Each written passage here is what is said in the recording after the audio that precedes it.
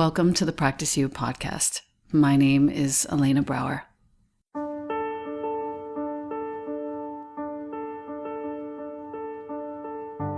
Together, we'll explore and enjoy content and conversations around mastering transitions. In our relations, our wellness, our careers, our families, and especially in our missions and visions. You are invited to learn and love and listen with me. Welcome to Practice You.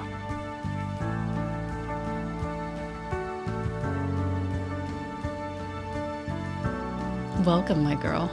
Hi there. Thanks for having me over. It's such a pleasure.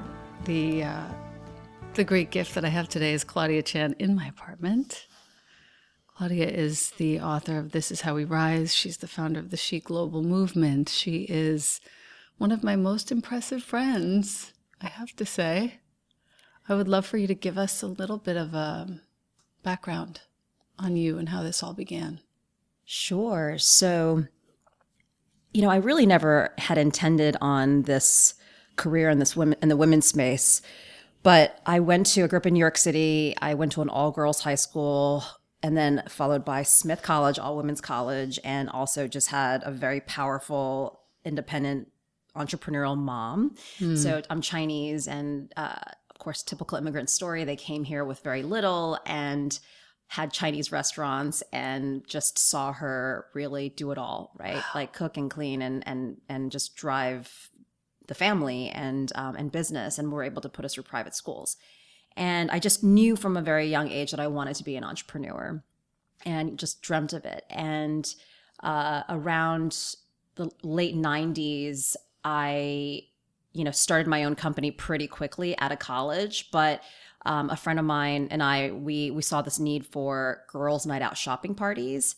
That's right. Right. Do you remember the Shecky's girls' night out parties? I know. I did that those. was the era of, because it was the 2000s era, right? And that was the era of fluff and Sex in the City and Daily Candy, and where the value, every media, every magazine, placed value on women, on the shoes you were wearing and the cocktail you were ordering and the boy you were dating, right? It was very Sex in the City. And it's so interesting that we were just literally consumed in that world that was so image driven, right? So materialistic and vapid.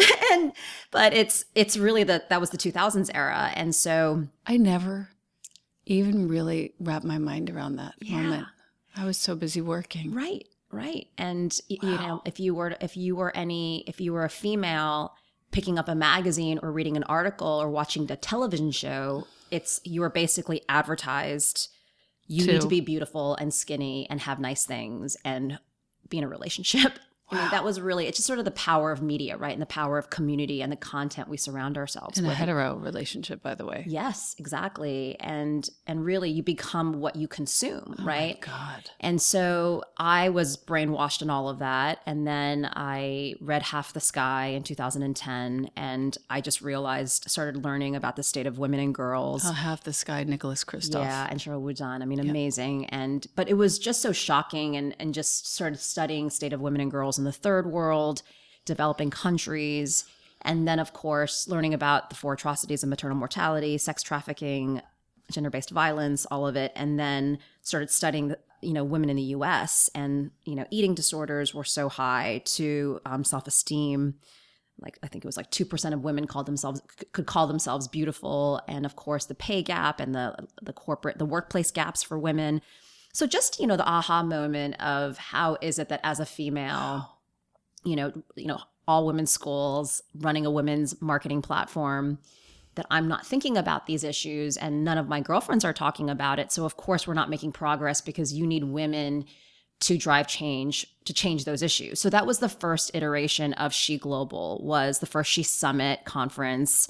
The She stood for She Helps Empower, and to really expose women to these topics and get them to realize 2 things. One is to realize their highest potential, that they can be leaders and change agents. Yes. And actually we can, and what matters to you, and to drive change for what matters to you. Yes. And then the second was to lift other women and to drive change and to start movements. So it's like twofold. It's like you need to realize your highest potential and rise, but then you need to lift and drive change for that bigger context, right?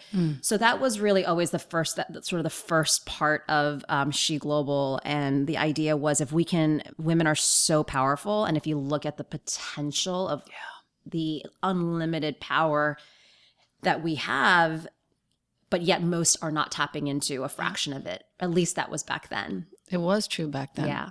Right, exactly. And now, of course. Which is why you shone so brightly to me back then. Thank you. Truly. Thank you. It was definitely a new thing, right? I mean, talk about transitions and talk about, innovation means seeing the invisible, right? When you see the invisible, you can do the impossible. But it's the most scary and courageous path, because you're not following.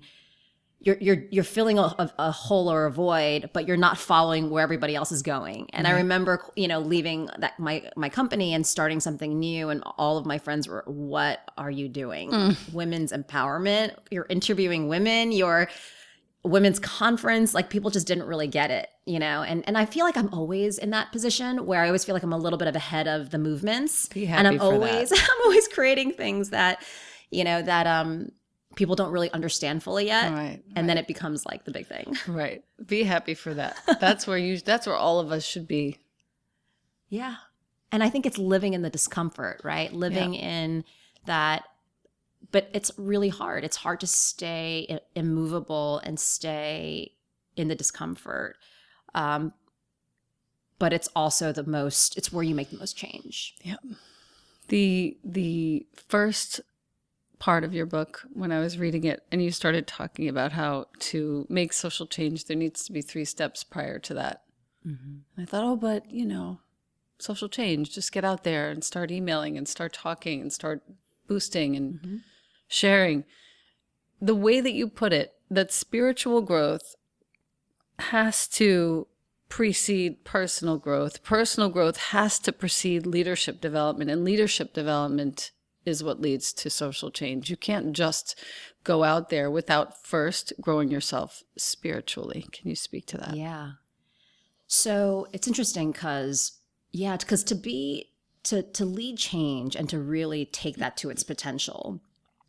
And of course, there's so many levels and layers of affecting change, but, to me, we're not going to fully be able to achieve it to our capacity if we haven't fully evolved as leaders and developed as leaders. And I think leadership development, when I think leadership development, I think clarifying, I have 13 pillars in the book that talk about it, but like being really clear on your purpose and really clear about the problem that you want to solve or what you want to create, the good you want to create. But then it's the, visioning, right? Like being a visionary is a part of leadership. Humility, like what are the skills, community building and knowing how to be and work and collaborate with people, to lead teams and to, all these different traits and values. When I think about leadership development, we really need to fully develop in those areas in order to really maximize the impact that we can make. Right.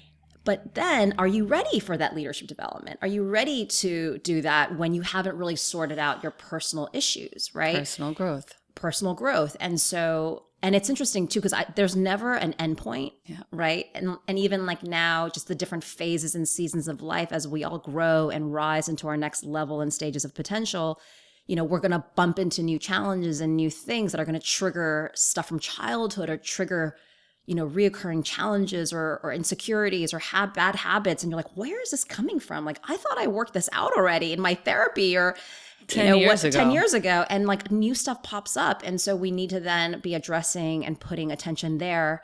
I've had to do a lot of personal growth around my relationship with money and just growing up in, my family and just the confusion around, value of money. And so, which we can talk about later. We will. So I think that, but then how do you really, it's so easy to just give it all up. Yeah. It's so easy to just give it all up and say, you know what, this is just, I'm going to just choose mediocrity over extraordinary and just, and just take it easy, right? And toast. But then, so that's why you need spiritual growth, because you've got to be rooted in something that's so bigger than you and believe in something that is just a higher power to me. And so, and the last thing I'll just say is I am a Christian. Yeah. And I've been a Christian since pretty much I met my husband 10 years ago, and he started taking me to a Baptist church on the Upper East Side of New York. But it really transformed me. And God is such a big, and again, I say in the book too that, for you could be nature, it could be family, whatever your source is. Universe. But I just feel that we need to be rooted in something so much bigger than us, because it takes so much to move our destiny forward, because our destiny is so big, so big. When you talk about it in the book, actually, your commitment and belief in God and the way that it stands as a masculine figure for you instead of a feminine, I really appreciated that.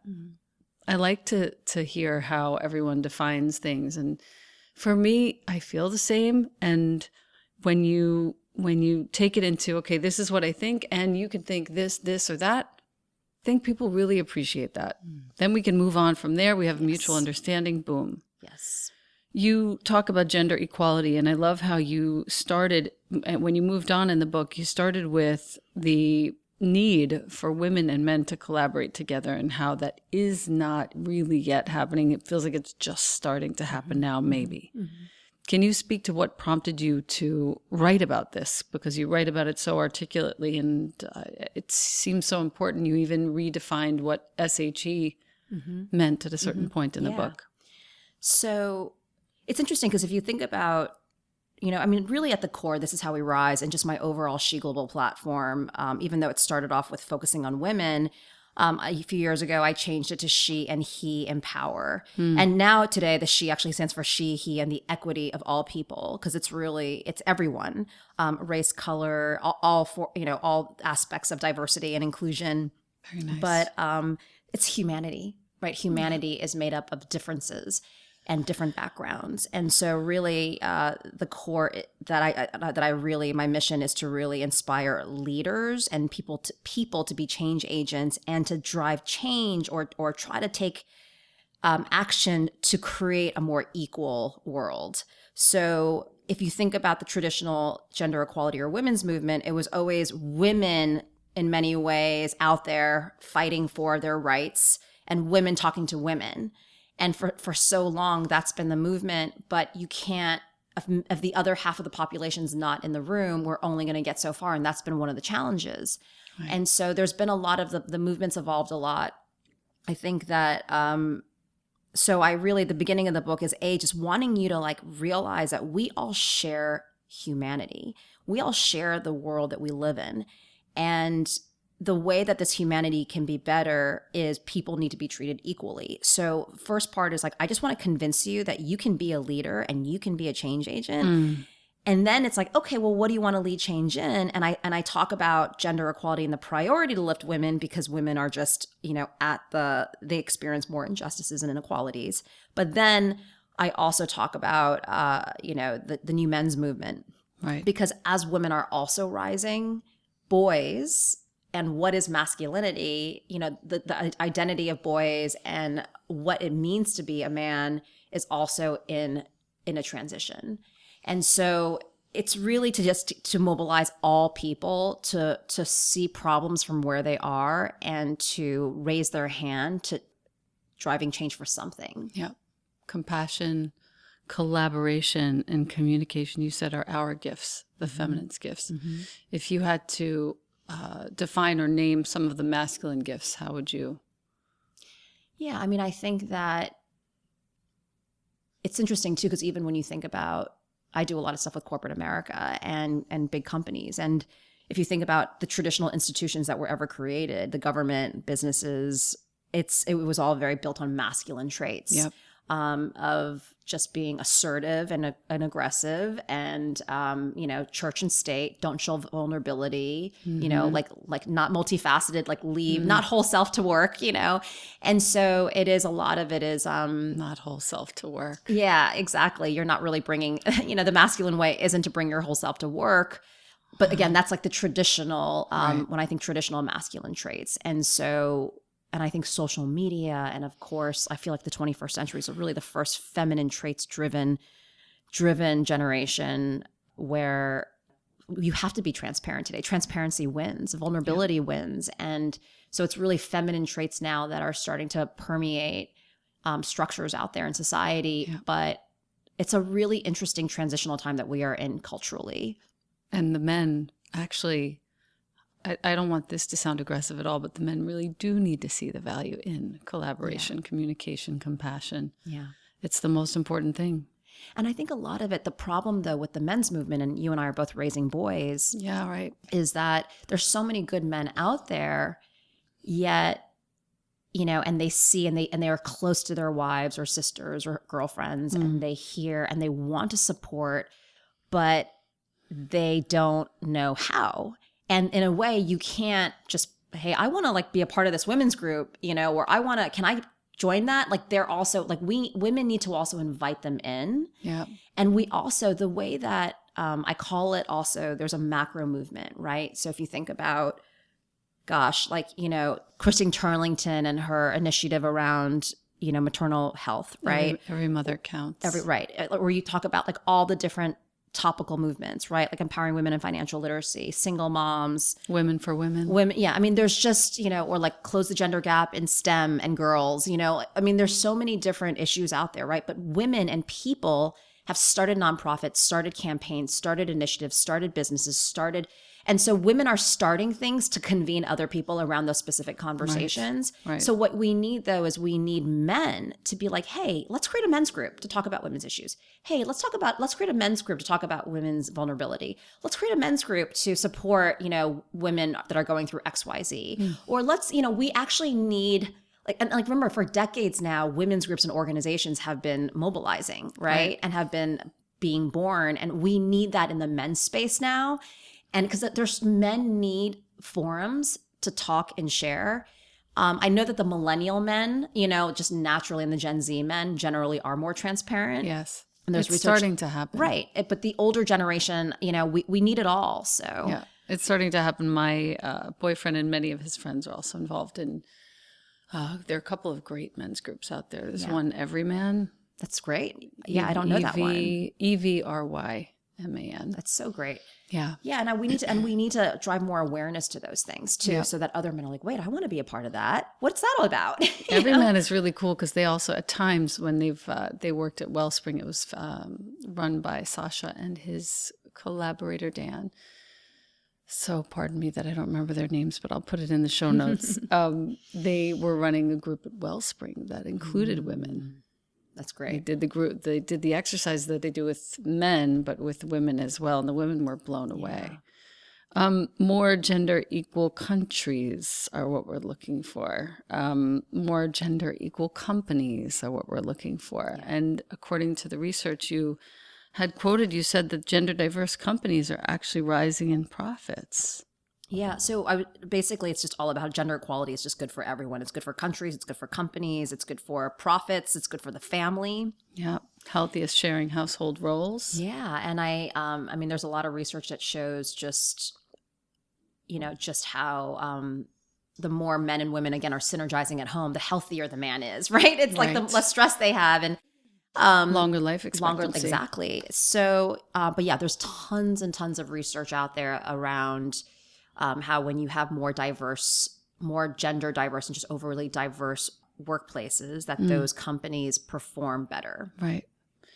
Your 13 pillars, that's really where I want to go. Yeah, let's do it. I'm excited. I'm going to read them out, and then I think we should pull out a few, tease out a couple that you feel strongly about talking about. Purpose, vision, faith, resilience, energy, productivity, a loaded one, humility, gratitude, grace, community, self-love, courage, and mindfulness.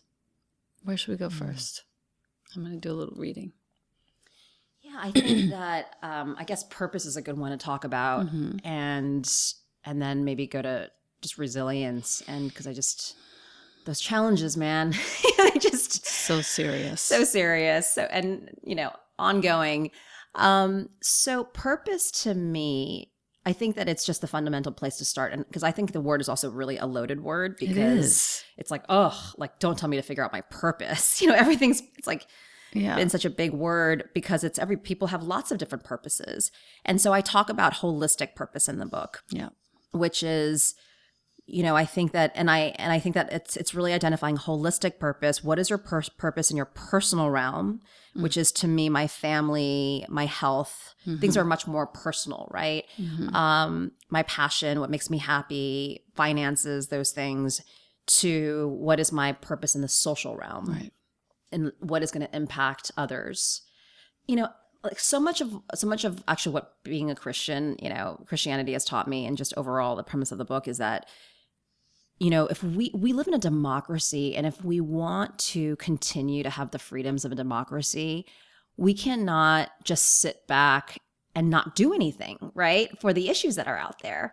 Because really, like, we have all these privileges because of people, not entities or organizations or governments, but specific people who have created that change for us. So at a certain point, if you look at the future, if we only have a small percentage of society of people that are actually trying to do good for communities, then eventually all that good stuff's going to run out, And it's our job in life. I talk a lot about also when I think about holistic purpose and our calling, to me, not just live our life in the world, but to lead our life for the world, and to think about, what does your life mean for the world?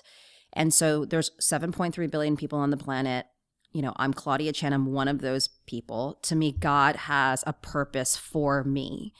And so, yes, I'm meant to enjoy and aim for things that will benefit me personally. My kids, I hope they get to go to good schools. I hope that I'm able to provide for them, and we're able to travel and see the world, and yada, yada, yada, and have a good life. But at the same time, I'm also meant to contribute something to society while I'm here. If I get to live to 80, I'm 43. That's 37 years left I have to my life. That's crazy. Right. If you start thinking about that, if you start thinking about, there's Claudia Chan, 80 years on this planet, 37 years left, and just again, to start thinking about, it starts reshaping. Yes. Then, okay, here I am today. It's January 23rd.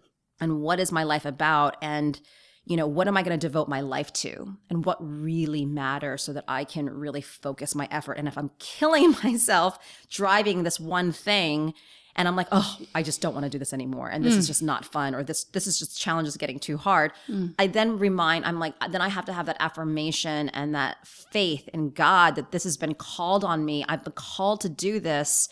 And so it makes me, again, I'm plugged into the source of God, who I believe this is my calling of my societal purpose. So I'm going to keep on driving forward to achieve it. Right. And of course, surrendering when you need to. But so to me, it's, I start to answer the question about purpose is, I think, separating and defining what is your purpose in different parts of your life. And that to also amplify that, to think about not just, what does your life mean for the world?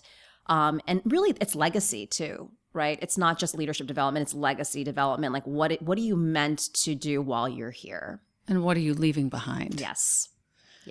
You pointed out in a few different places in the book to start where you struggle, which I really appreciated, because a lot of people will look at this and say, oh, I'm not meant to be a leader. How am I, what you said before, I'm going to coast and settle with mediocrity because I can't do such a thing. The truth is, wherever my understanding of what you were saying, wherever you're struggling, whatever's hard for you, whatever is your most painful historical story, is likely going to be determining how you are able to serve. A woman who's been traumatized is going to be a tremendous force for teaching other women who have been traumatized. Yes. For example, I really appreciated that, and I just want to say thank you for that, because I think that part, I'm looking at page 81, and This Is How We Rise, that is going to help a ton of women see where they stand with themselves, and see where they stand in the world. Exactly. And I think that many people don't know, okay, well, I don't know what I want to do, what good I want to do. Like, there's so many causes that I'm really passionate about this, and I'm passionate about that. And I just often say, start where you struggle, or your pain is your positive impact. So have you witnessed something, or have you been through something that literally hits you in the core? Yep.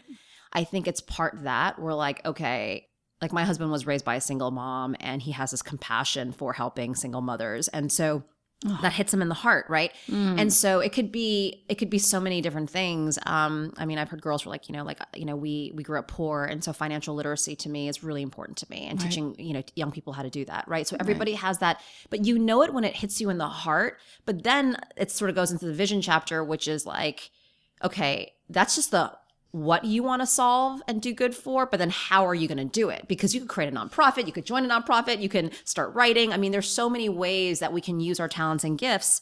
And so that's where, it's what is the structure or what is the vehicle in which you're going to take on to affect that change. And so, I mean, we were just talking about Tara and your work and how, 25,000 women entrepreneurs that you've pretty much activated and gave opportunity to become entrepreneurs, and how that's impacting their lives and the financial economic empowerment. I mean, that is like, that plays in the financial empowerment movement and the women's entrepreneurship movement. But it's just and you were, in a way, it's like we were all like the struggling women entrepreneurs, right? All of us. And it's really like, that's your story, right? And now here you are, you've created this global platform. And so it's just so incredible. And that was a part of your destiny this entire time, but we didn't know it also when we were journeying through it, right? So I think that, starting where you struggle and really what you're going to create to solve the problem, being really realistic about that to align with your skill sets. And that leads directly into faith. Mm-hmm. Yes, and a huge one. Faith gives way to resilience. Yes. I mean, they're really tied hand in hand. For sure. But the ordering of these is very, very apt. Thank I you. appreciate it so much. I want to open up to the resilience. It's page 105 for those of you that have the book. A gem cannot be polished without friction, nor man perfected without trials. I thought it might be nice because sometimes I give homework on the podcast just to think about the most painful aspect of your life, the kind of thing that you want to hide and never remember, and just possibly consider the fact that you may be a teacher of this thing. Mm-hmm. And then from your vision to your faith to your resilience. I also, quickly to backtrack, where do you have the most scarcity in your life and need to build more faith? I love that. I have that.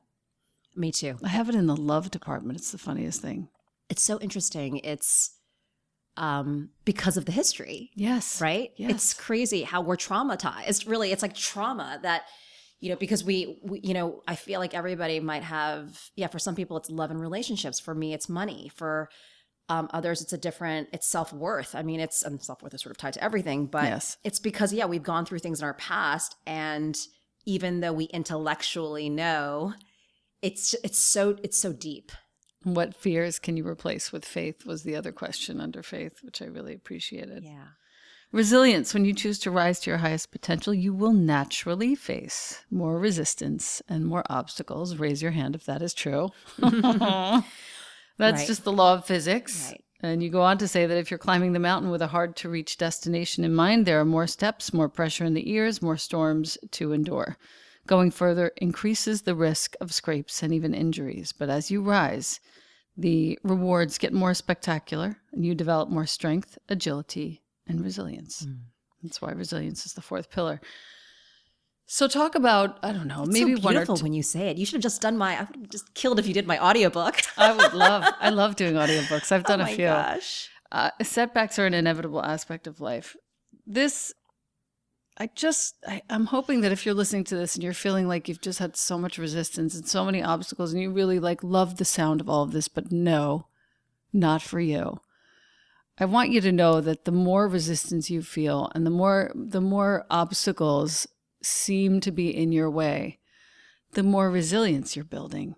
That's what's happening right now. You're literally in the middle of building resilience, and resilience is one of the pillars of what you need to be a leader.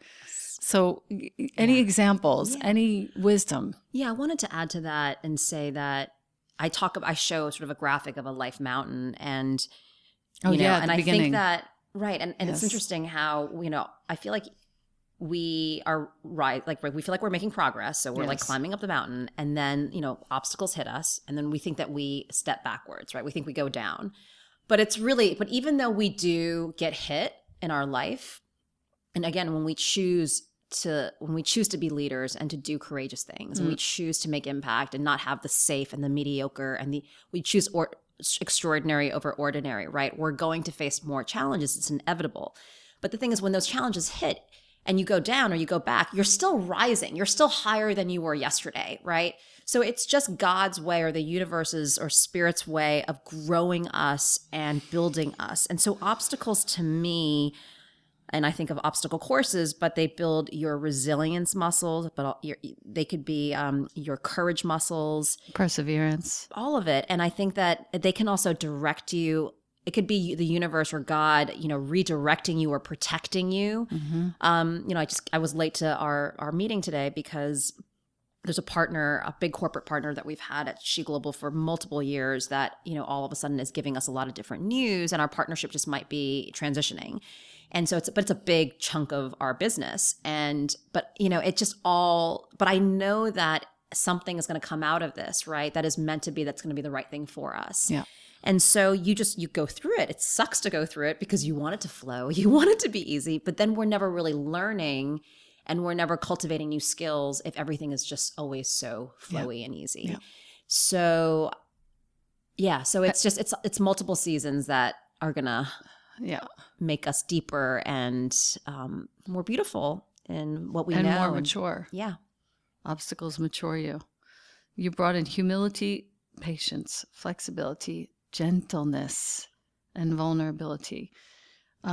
This may be of use to you if you're listening, that instead when you feel an obstacle, instead of getting more aggressive, more focused, more active, at certain times there's actually a way to step back and soften, which I've definitely found to be true in my own life, both personally and professionally. And it seems to really help other people in the space recalibrate when things are changing and transitioning.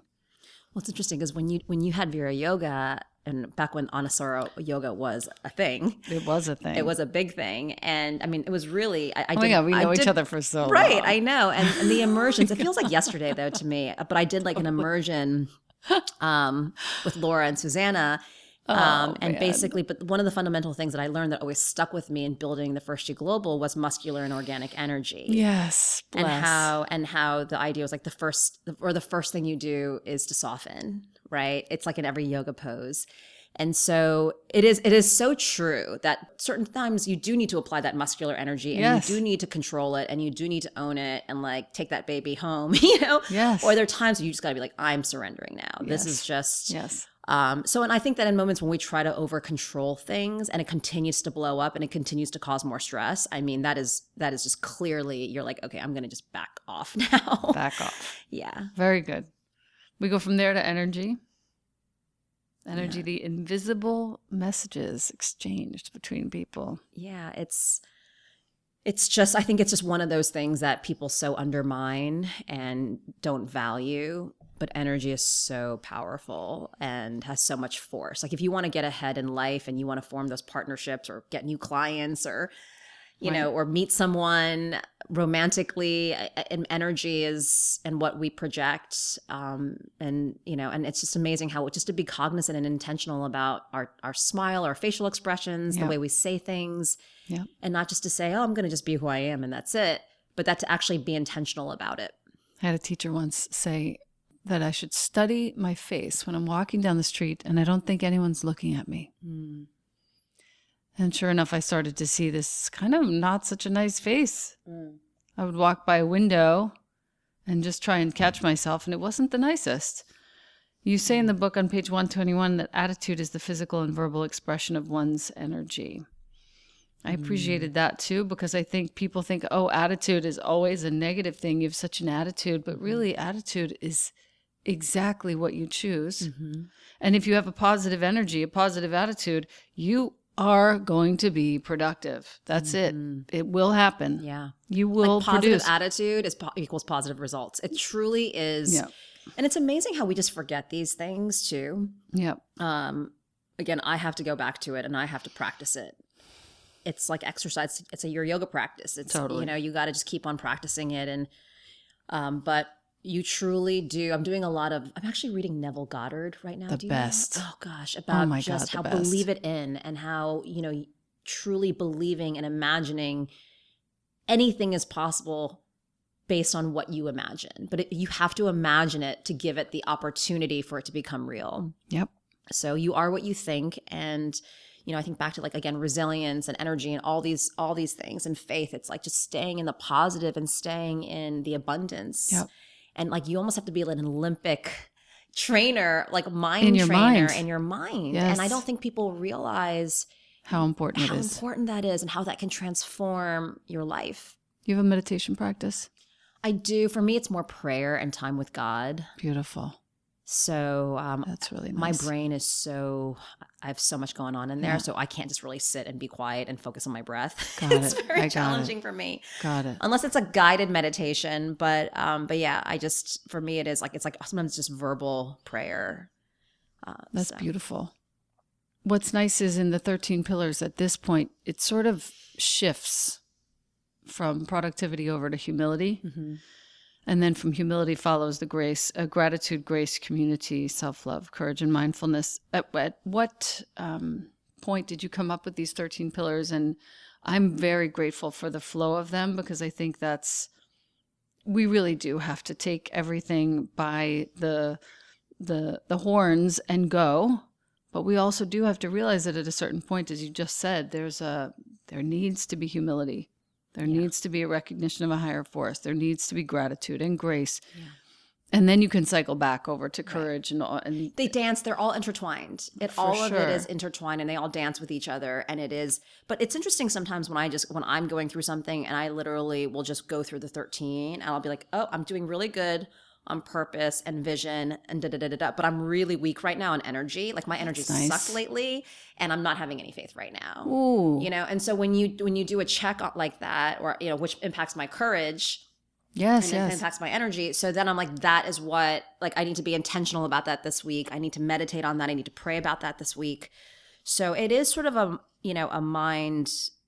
If we want to grow and we want to take our claim the destiny, the extraordinary, unlimited potential and destiny that is ahead of us, it takes this work because we are human, and external things happen in our lives, things trigger us, and obstacles are going to be ahead of us. And, we need to be able to manage all of that. But I do end all of it. I take people through, humility to me is a big one, because we stop learning when we think we know it all. Like you literally just, you stop learning, and life is a constant, ongoing, just experience of learning and growth. But then, and I think that it also limits us, right? If we think that we know it all, we're just not going to get that much further. We're going to pretty much stay put. In terms of self-love, I mean, that's obviously a huge one, because it's, we've got to our fundamental worth and believing that we can be all of this. But I end with mindfulness, because it's really then the meditative practice of just what I just said. It's like, okay, I'm weak in these 2 or 3 things. It's the mental, it's whether it's meditation, whether it's yoga, whether it's prayer, whatever works for you. But what you're saying really is self-observation. Yeah, exactly. And use the pillars to observe yourself, see where you're at with regards to each one of them. It is super helpful. Yeah. Chapter 18 for the last, treat your whole life as the organization you are leading. Oh, yeah. That's a big one. Wow. Let's just say that again. Treat your whole life as the organization you are leading. That, to me, is exactly what the last 5 years have been about for me, and watching all these women rise up, and in the last 15, 20 years watching you rise. You're treating your whole life as the organization you are leading. Why should one part be different from another part? And I think this is something with which we have to struggle every single day. We have to remember to believe. We have to remember all of these pillars. And we have to remember your personal life, although it is different from your business, is not actually different from your business. It isn't. The way you lead your personal life is the same. It's going to drive, the business will drive your personal life will drive your business. Right. I'm learning that every single day. Yeah.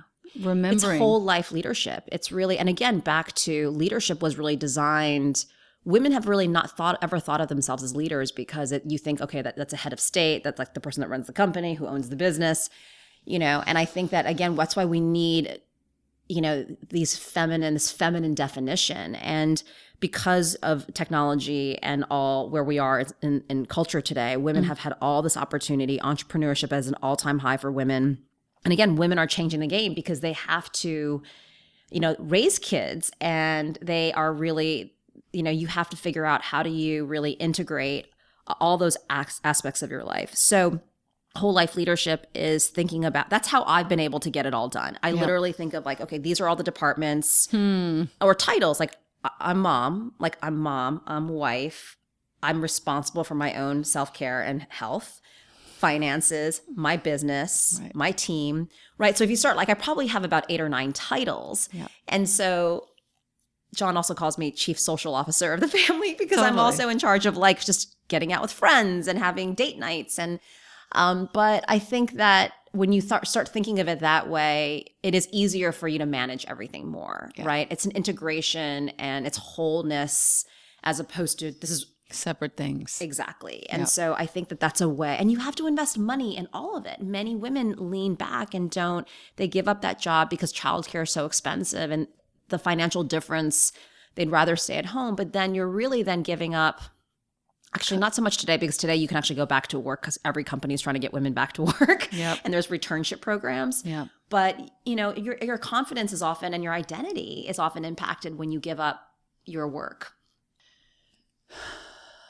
I feel like a lot of the women with whom I'm dealing now are actually working from home or aiming to be working from home, which is an interesting quandary too. And in chapter 19, as you close the book, you say, lead from where you are. And you point out how we often think the answers that we're seeking are so far away from us, are so not where we are right now. How am I ever going to get where that person is or where I want to be? And I just want to point out, if Claudia and I are any example, we were 2 little kids, like scraping by in New York City. And we both lost a parent. We both have kids. We're both building every day. Everything's relying on us. Like we're holding all of it. Totally. Employees and responsibility. And and you can. And as she said, lead from where you are. Just start and consider yourself a leader where you are. See yourself as such and start to do those steps of spiritual growth, personal growth, leadership development. There's everything online. You can develop all of those 3 buckets for yourself online right now, anywhere, for free. Start to develop, start to create your vision, start to go through all these pillars and see, where am I shining, where am I lacking, and start to build. Know when to step back, know when to keep going. But in the end, as you said in the conclusion, which I really appreciated also, all roads lead to character. Yes. So nice. Yeah. And I think that that's also, what I think is with my book is I talk about outside in and inside out thinking. And so outside in is, you're listening to Claudia and Elena right now. And it's like, you're thinking about from the outside in, like, okay, well, I need to do this. I need to do that.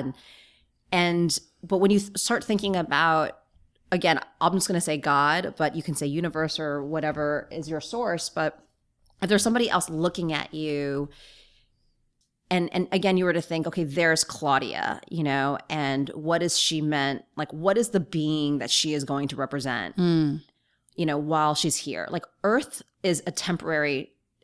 Life is temporary, right? And so when we start thinking about ourselves from the outside in perspective and how much time we really have left, and I mean, not to be negative or get depressed about that, but just to empower us it's to really. It's just reality. It's reality. And I think that the more, and starting from that bigger place and working backwards impacts how we think about our choices. We're not so caught up in the minutia of like the tasks and the to-do list. Right. But that this is, your destiny is greatness, and how much you claim that destiny that is yours relies a lot on your choices. And your choices, it's not an easy path, but it's, your choices are going to shape your character and who you become. I love this quote that a pastor says is like, your schedule is less about what you need to get done and more about who you need to become. So good. And I think it's about, and it's not about what you do, but it's about the who, like the who you are and not the what you do. It's about the who and not the do. And so who do you want to be? Who do you want to become? What do you want your life to stand for? What dent do you want to make on the universe or in your community or for whatever matters to you? And that is what you're leaving behind too, right? If you do have kids or, and you have 25,000 kids, in terms of lives that you're impacting with doTERRA. But, it's when you start thinking about your life through that lens, you start looking at your to-do list a little bit differently and the choices that you want to make. I'm like, oh my gosh, like sometimes I wake up and I'm like, how am I going to do this? How am I going to do this? It's like so much to do. It could be like doing my 1099 taxes or like whatever, something so silly. Yeah. And it's really just so insignificant. I mean, it's, it just changes your perspective of like, yeah, I'm going to just do that in my sleep. Like that's just I'm not even worried about that, right? I'm worried about this and that and those bigger things that are really going to move the needle. Yeah. And then it always comes down to who you are and how you're being. I like to read poetry. And so I have a collection of Pixie Lighthorse's books. I'm going to leave this with you as a gift. It's one of the best. Do you have it? I don't. I'm Prayers excited. of Honoring. And I'm going to read, I like to pick out a poem for each guest. That's becoming a tradition. I love it. This is called Honoring Community. And this is how we'll close with Claudia Chan. Thank you for the ones who find their way to our sides, our brothers, sisters, tribes, and clans.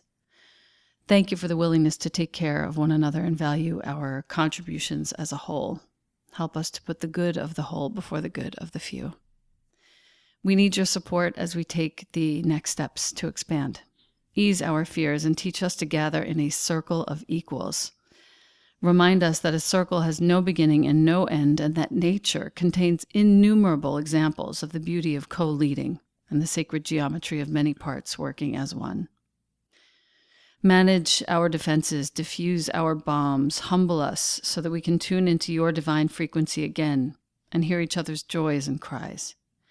Impart to us immense tolerance for the eccentricities in one another, knowing that we have them too. Strengthen our connections and bring us together like family.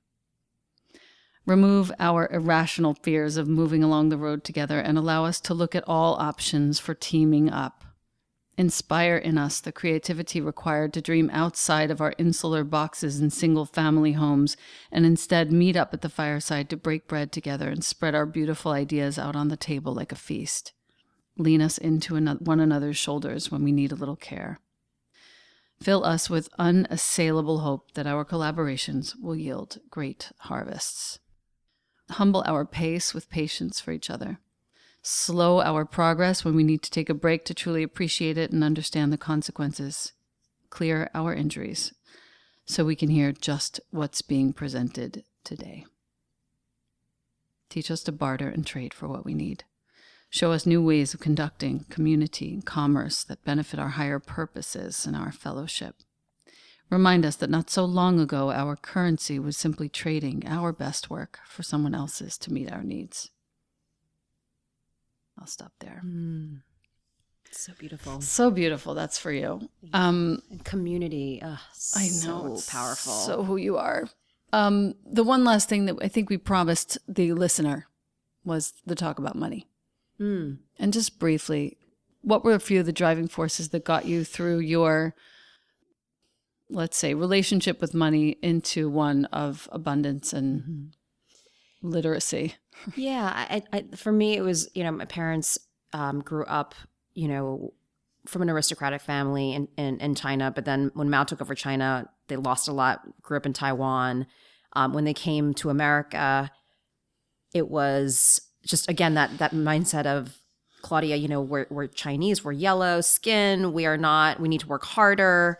And we have to it's like making money. Money was so critical for survival, right? So when you're raised in that mentality, it's almost like, again, they talk about what's your center, like living in this money-centered life, right? Or if money's your center, or if your children are your center, or your partner's your center, it's just like not healthy to have, really your center should be, for me, it's God and it's the universe. But, and so it just was very confusing because, I was able to, the value of it was just placed so high that I felt like my worth and how much money I made. I still feel that to this day, how much money I make defines my worth. Like if I don't have, a certain amount. And anyway, so it's just stuff that has popped up in my life and it's all irrational stuff.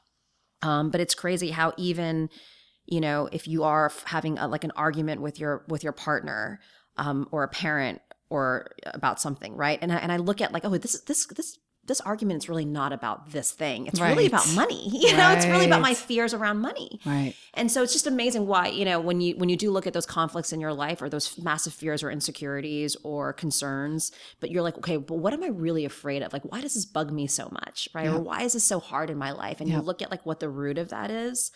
Then that, like, again, whether it's love, whether it's money. So yeah, I mean, I think that the first thing is to be aware of it, and to forgive yourself and to know that that belief system was based off of sources and voices that in a way wired you to think a certain way, and that you need to unwire yourself. And there are tools out there. I mean, I know like John Randolph Price has his abundance book and 40 Days of Prosperity. And, there's things that you can do to really start training your mind.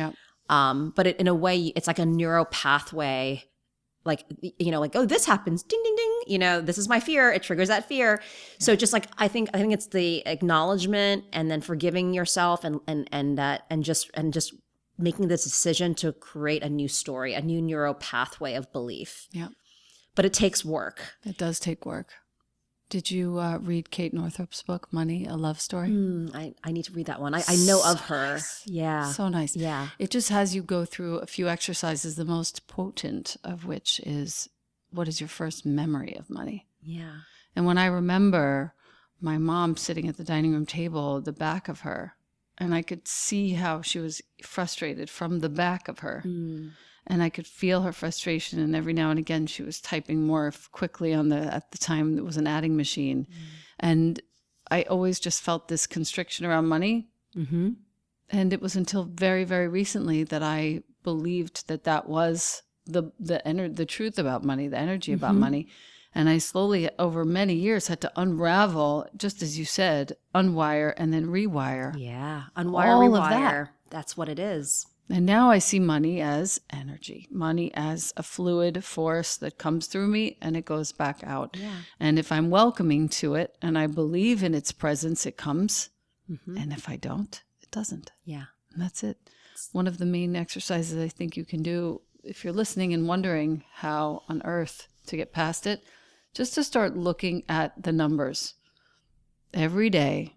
Look at the numbers every day. Keep track of what you spent every day. Look at the numbers, and you'll start to really get an affinity for being comfortable with looking at the numbers. And slowly you'll start to have exactly more of them. But you'll go through the 13 pillars, and you'll start to see, oh, I actually do have a purpose here. And, oh, money has a purpose in my life. And, oh, I have a vision for what I want to do with this money. And I want to give it here. And I want to spend it here. And I want to go there. And I want to serve here. And slowly you'll start to move through your life with a greater understanding of it. And it's a very sweet thing because you're ultimately, the money's coming through you. It's not really coming to you. Yes. And you're going to be able to serve more people with it. Yeah, and the other thing I've learned is that like money is not your source. It's not the source of your supply. It's the output, right? Like getting an award or getting, somebody giving you a gift, right?